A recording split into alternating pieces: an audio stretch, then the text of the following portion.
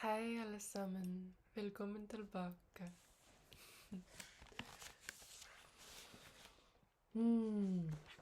There was a man named Guttorm, who was King Harold's maternal uncle, the son of Sigurd Hart. He had been Harold's foster father and had acted as regent because the king was still a child when he came to the throne. Guttorm was in charge of Harold's armies when he conquered the territories in Norway, and had taken part in all the king's battles during his campaign to win control of the country. When Harold had become sole ruler of Norway and ceased his warfare, he gave his uncle the territories of Vestfold and East Agder and Ringerike and all the land that his father Halfdan the Black had owned. Guttorm had 2 sons, Sigurd and Ragnar, and 2 daughters, Ragnhild and Auslog. Guttorm fell ill, and when his death was drawing near, he sent messengers to ask King Harold to take care of his children and lands. Shortly afterwards, he died. When the king heard news of his death, he called Halvard Travelhard and his brother to meet him, and told them they should undertake a mission on his behalf to Vik. The king was in Trondheim then.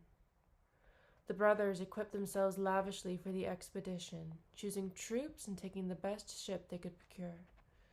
They took the ship that had belonged to Thorolf, Gveldolf's son, and had been seized from Thorgil's boomer. When they were ready to leave, the king ordered them to go east to Tunsberg. There is a town there, where Guttorm had lived. "Bring Guttorm's sons to me," said the king, "but leave his daughters to grow up there until I give them away in marriage. I will appoint people to safeguard his realm and foster the girls."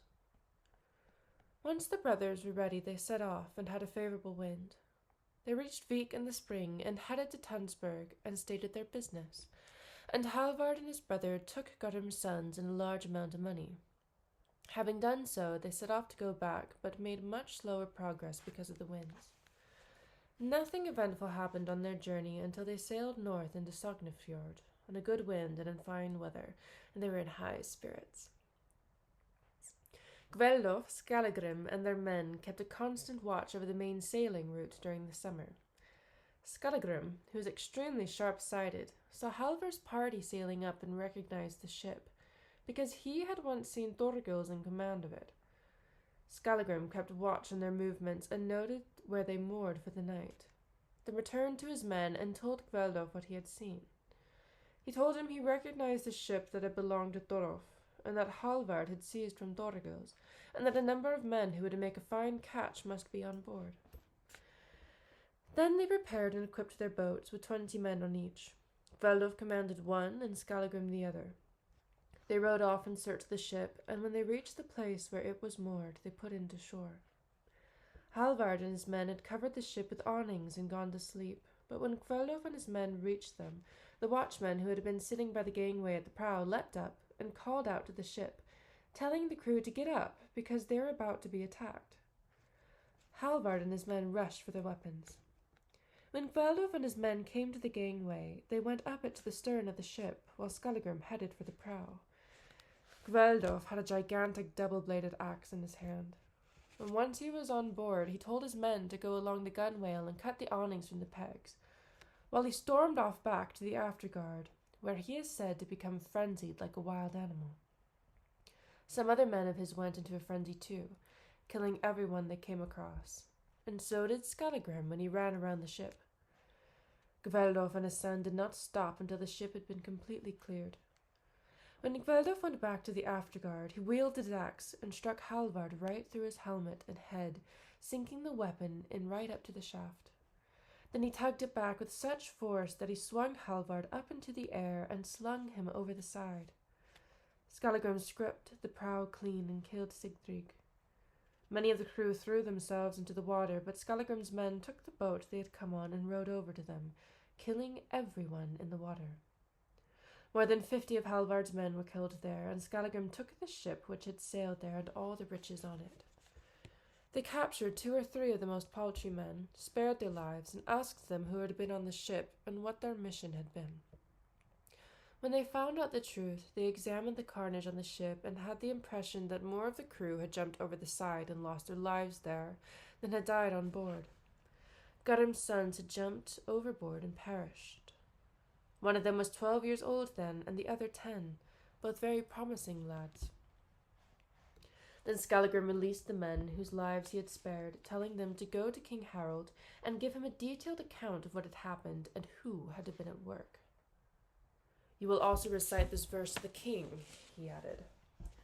The warrior's revenge is repaid to the king, wolf and eagle stalk, over the king's sons. Halvard's corpse flew in pieces into the sea, the grey eagle tears at Travelquick's wounds. Skallagrim and Kveldulf sailed the ship and its cargo out to their own ships. They changed ships, loaded up the one they had taken, and cleared their own, which was smaller, then filled it with rocks, knocked holes in it, and sank it. Then they headed out to the ocean when a favorable wind got up. It is said that people who could take on the character of animals or went berserk became so strong in this state that no one was a match for them, but also that just after it wore off they were left weaker than usual. Kveldulf was the same, so that when his frenzy wore off he felt exhausted by the effort he had made, and was rendered completely powerless and had to lie down and rest. A favorable wind carried them out to the open sea, and Kveldulf commanded the ship they had taken from Halvard and Sigtryg. They had an easy passage and kept their ships together so that each knew of the other's whereabouts for most of the time. But as they moved farther out to sea, Kveldulf succumbed to an illness. When it had brought him close to death, he called his men and told them he thought he would probably soon be parting ways with them. I have not been prone to illness, he said, but if it happens, as I think it probably will, that I die, make a coffin for me and put me overboard. Things will not turn out as I imagined. If I do not reach Iceland and settle there, give my greetings to my son Grim when you see him, and tell him too that if he reaches Iceland, and unlikely as it seems I am already there, to make himself a home as close as possible to the place where I have come ashore. Shortly afterwards Kveldulf died. The crew did as he had told them, put him in a coffin and cast it overboard. There is a man named Grim, a wealthy man of great family. His father was Thorir, the son of Ketil Farer. Grim was one of Kveldulf's crew. He was an old friend of Kveldulf and his son, and had voyaged with them in Thorolf, incurring the king's anger. He took charge of the ship when Kveldulf died. When they approached Iceland, they sailed towards land from the south, then along the coast to the west, where they had heard that Ingolf had settled. When they rounded Reykjanes and saw the fjord open up, they sailed both the ships into it. A storm got up with heavy rain and fog, and the ships lost sight of each other. Grim, the Haligalander's crew, sailed along Borgafjord beyond the Skerries, then cast anchor until the storm died down and the weather brightened up. There they waited for the tide to come in and floated their ship into the estuary of the river called Gfua, Steam River. After pulling the ship as far upstream as they could, they unloaded their cargo and spent their first winter there. They explored the land along the coast, both up the mountains and towards the sea, and after travelling a short distance they found a bay where Kveldulf's coffin had been washed ashore. They carried the coffin out to the headland, laid it down, and piled rocks over it. Skallagrim reached land where a huge peninsula jutted out into the sea, with a narrow spit below it. He and his men unloaded their cargo there and called the site Gnararnes. Nornes. Then Skallagrim explored the land, which stretched a long way from the shore to the mountains, and had a great marshland and wide woods, and plenty of seals to hunt and good fishing. When he and his men explored the shore to the south, they came to a great fjord, and they skirted it without stopping until they found their companions, Grim the Haligalander and his companions. It was a joyful reunion. They told Skallagrim about his father's death and that Kveldulf's body had come ashore and that they had buried it, then accompanied him to the place, where Skallagrim felt was not far from a good site to build a farm. Grim went back to his men, and each group wintered where it had reached to land. Skallagrim took the land from mountain to shore, all of the Mirar marshland out to Selelon, Seal Lagoon, and the land up to Borgarhraun lava field, and south to the Hafnarfjall mountains, and all the land across by the rivers down to the sea. The following spring he brought a ship south into the bay, closest to where Kveldov had been washed ashore, built a farmstead there and called it Borg. He called the fjord Borgafjord, and they named the entire district after it. To Grim the Helgelander he gave a plot of land south of Borgafjord, called Vandari, Angelica Spit.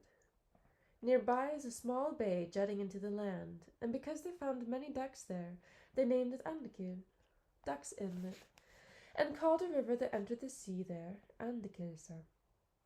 Grim owned the land between the river and inland to another river known as Grimsa. In the spring, when Skallagrim was driving his livestock from out along the shore, they came upon a little promontory where they caught some swans and called it Alftins, Swan's Nest.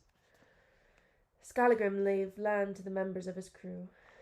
Ani was given the land between the Langa and Hafslik rivers and lived at Annabrekka. His son was Onund Sjoni, keen-sighted. Grimmus first lived at Grimmusstadir. Both Grimmusfit and Grimmuslake are named after him. His son Grim lived to the south of Fjord, the father of Grimar, who lived at Grimarstadir, and was the subject of the quarrel between Thorstein and Tungaad. Granny settled at Grannastadir Undergrins. Thorbjorn Hunchback and Thord Hobbler were given the uplands beyond Gufua. Hunchback lived at Krumsholler, Hunchback's Hills, and Thord at Baigaldi, Hobbler. Thorir, the giant, and his brothers were given the land above Einkunner, and towards the sea along the bank of the river Langa. Thorir Giant lived at Thurstadir, Giant Steed. His daughter was Thordi Stick, who later lived at Stangerholt, Stickholt. Thorgir settled at Jarlangstadir. Skallagrim explored the uplands of the district, travelling along Björkafjord until he reached the head of the fjord, then following the western bank of the river, which he named Vita, White River, because he and his companions had never seen water from a glacier before, and thought it had a peculiar colour. They wandered to Vita until they reached the river that flows in the mountains from the north. They named it Nordura, North River, and followed it until they reached yet another river with little water in it. Crossing that, they continued to trace Nordura, and soon saw that the small river fell through a chasm, so they called it Glufura, Chasm River. Then they crossed Nordura and returned to Vita, and followed the upstream. Once again, they soon came across another river that intersected their path and entered Vita, and they named it Videra, Cross River. They noticed that every river was full of fish, and then they returned to Björk.